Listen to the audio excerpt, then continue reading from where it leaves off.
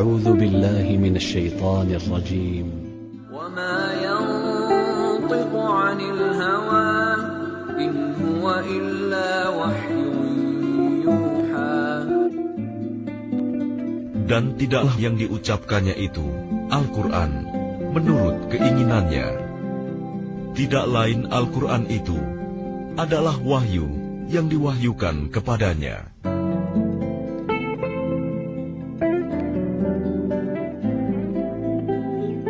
أعوذ بالله من الشيطان الرجيم إنا نحن نزلنا الذكر وإنا له لحافظون.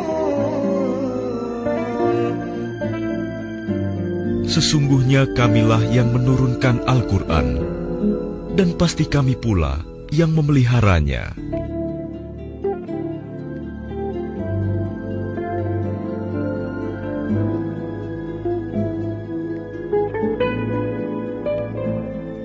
Sudah yakinkah kita dengan Al-Quran adalah firman Allah Subhanahu wa Ta'ala? Tahukah kita Al-Quran adalah bukti cinta Allah kepada hambanya? Tahukah kita Al-Quran dijamin dan dipelihara keasliannya langsung oleh Allah Subhanahu wa Ta'ala? Seberapa cintakah kita dengan Al-Quran? Seberapa seringkah kita membacanya? Seberapa dalamkah kita menyimak maknanya?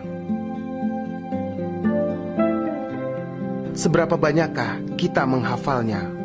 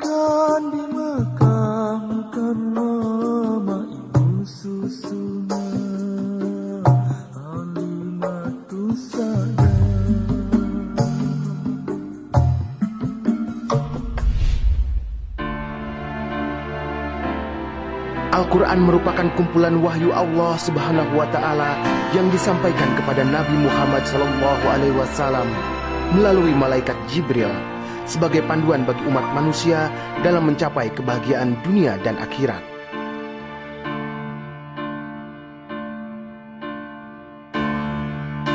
Surat Al-Alaq ayat 1 sampai dengan 5 adalah wahyu pertama yang diterima Muhammad di Gua Hiro saat beliau berusia 40 tahun dan menjadi pertanda kerasulan beliau. Nabi Muhammad adalah seorang ummi, tidak bisa membaca dan menulis, namun daya ingatnya sangatlah kuat sehingga wahyu dari Allah Subhanahu wa Ta'ala dihafalkan dan diresapkan dalam hatinya.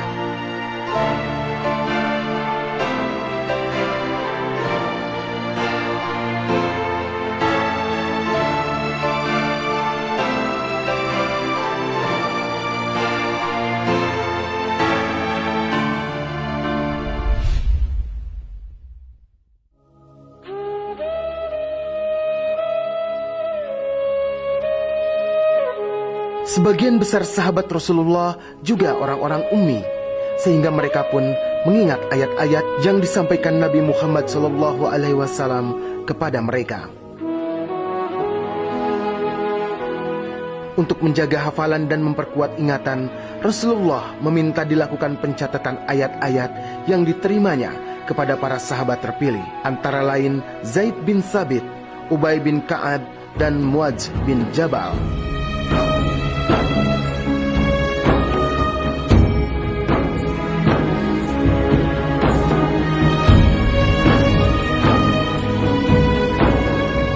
Para sahabat terpilih menuliskannya secara tersebar pada berbagai media, antara lain lembaran pelepah kurma, kepingan batu, kulit, daun kayu, dan tulang.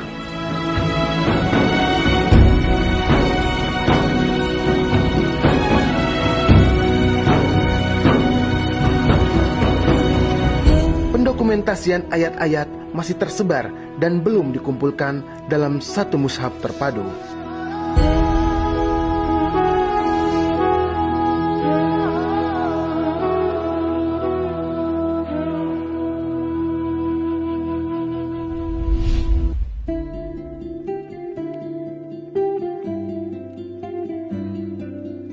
Muncul inisiatif pembukuan Al-Quran yang dicetuskan Umar bin Khattab radhiyallahu anhu. Disadari kekhawatiran hilangnya para penghafal Al-Quran akibat syahid di medan perang, Zaid bin Thabit ditugaskan mengumpulkan tulisan dan hafalan Al-Quran para sahabat yang menerimanya langsung dari Rasulullah Shallallahu Alaihi Wasallam.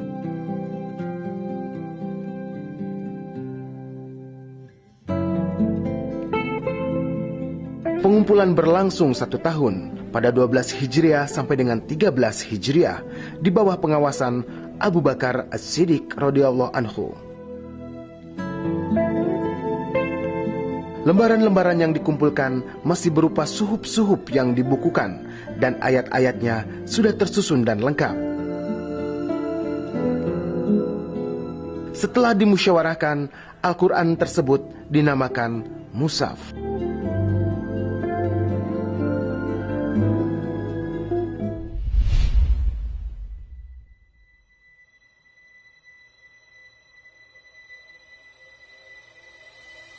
Merupakan periode pertama penulisan Al-Quran. Disusun untuk menghindari perpecahan sesama muslim akibat perbedaan logat membaca di setiap wilayah yang memiliki mushaf sendiri. Mushaf pada masa Abu Bakar yang ada pada Hafsah dipinjam untuk ditulis ulang. Penyusunnya adalah Zaid bin Thabit, Abdullah bin Zubair, Said ibnu Al-As, dan Abdurrahman ibnu Hisham.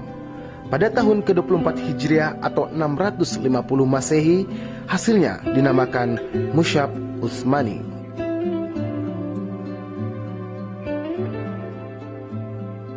Mushaf Utsmani diperbanyak dan disebarkan ke seluruh daerah. Utsman memerintahkan semua bentuk lembaran lainnya dibakar untuk menghindari perselisihan lagi. Sebagai mushaf yang pertama kali dibukukan secara menyeluruh dan tertib, Mushaf Utsmani disebut Al-Mushaf Al-Imam. Sejak saat itu, mulailah upaya-upaya penulisan ulang naskah Al-Quran berdasarkan Mushaf Utsmani. Penulisannya masih belum memakai tanda baca apapun.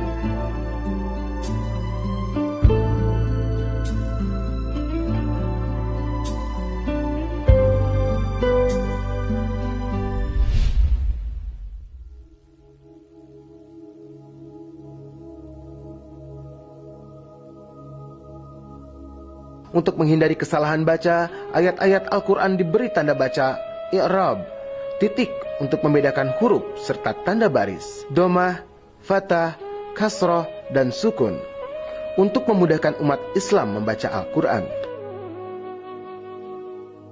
Dipelopori oleh Abu Aswad ad-Dulai pada masa khilafah Muawiyah bin Abi Sufyan.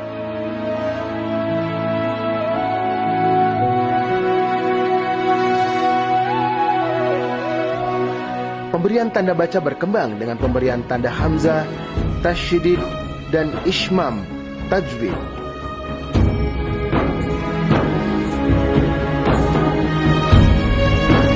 Pemberian tanda pada tulisan Al-Quran berupa lingkaran bulat sebagai pemisah ayat dan mencantumkan nomor ayat. Tanda-tanda wakaf, ibtida, tanda-tanda wakaf atau berhenti membaca, ibtida atau memulai membaca, menerangkan identitas surah di awal setiap surah yang terdiri atas nama, tempat turun, jumlah ayat, dan jumlah ain. Pemberian harokat.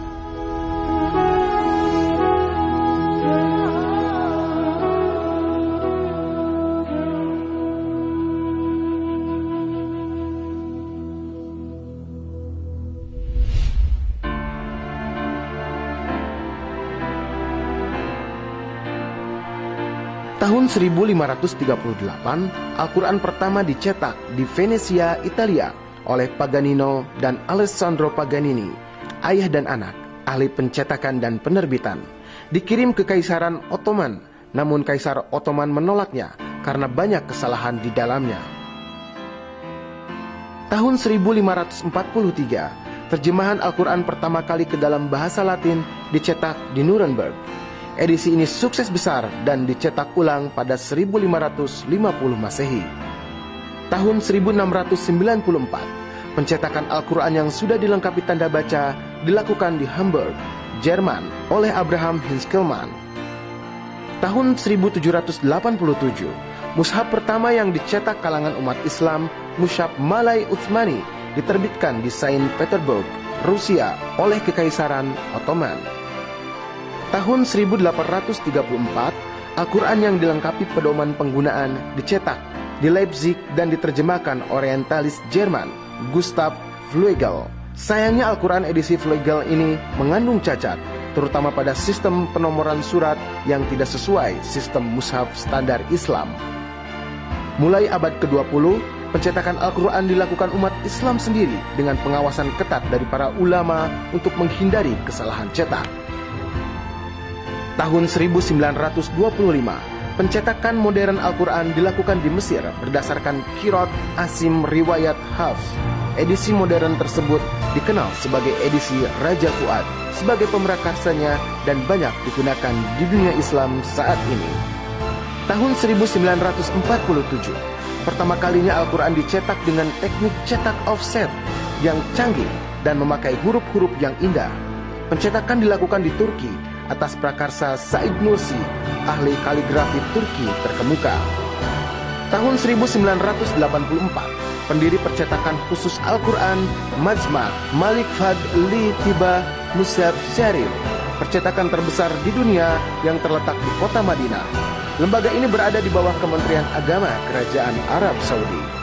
Semenjak edisi Raja Fahd, Al-Quran mulai dicetak dengan berbagai ukuran, bentuk, jenis kaligrafi, hiasan, ornamen, dan penambahan keterangan-keterangan lainnya atau tafsir, sebagaimana yang kita temukan sekarang ini.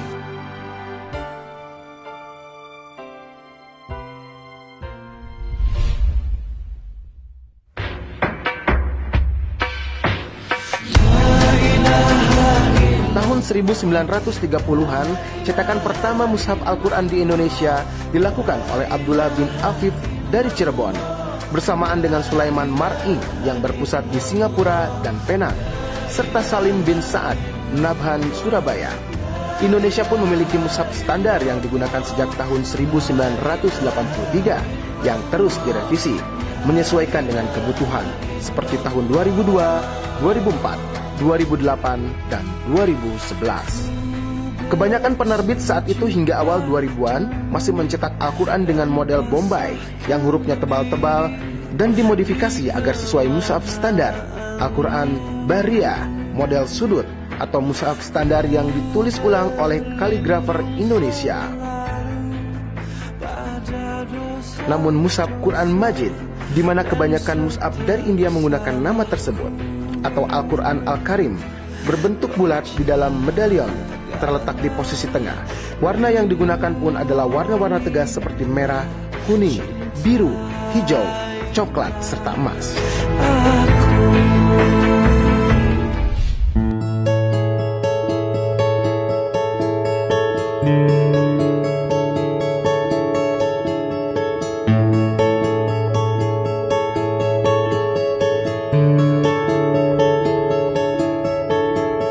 Pada tahun 2000-an, era baru produksi mushaf muncul sejak teknologi komputer semakin berkembang. Para penerbit umumnya memodifikasi kaligrafi mushaf Madinah. Cover mushaf mengeksplorasi bentuk-bentuk dan komposisi baru, juga motif ragam hiasnya. Warna yang digunakan pun tidak kaku lagi, namun menggunakan warna-warna cerah dan dipertegas dengan lapisan plastik dan vernis yang semakin menambah mewah. Sebagian mushaf juga menggunakan warna tertentu, disesuaikan dengan sasaran yang dituju. Tipe Quran pun disesuaikan dengan pangsa pasar yang dituju. Sigma sebagai penerbit Quran juga melahirkan inovasi dalam setiap produk syamil Quran yang diterbitkan. Diterbitkan pula sebagai varian sesuai dengan kebutuhan masyarakat, mulai anak-anak hingga dewasa. Al-Quran pun tidak hanya dibaca, tapi bisa dibunyikan dengan adanya teknologi electronic pen atau e-pen. Syamil Quran terus mengembangkan varian produknya sesuai dengan kebutuhan masyarakat.